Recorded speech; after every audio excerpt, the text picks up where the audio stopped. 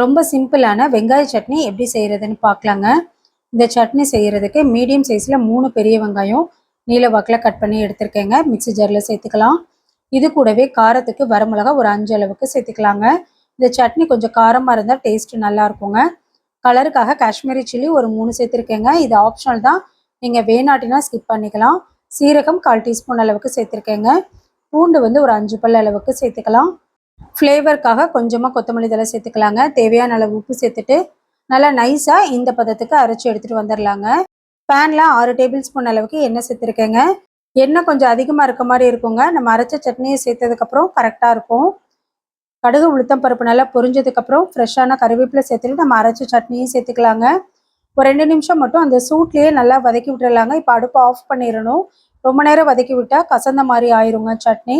அவ்வளோதான், ரொம்ப சிம்பிளான வெங்காய சட்னி ரெடி. கண்டிப்பாக ட்ரை பண்ணி பாருங்கள். தேங்க்யூ.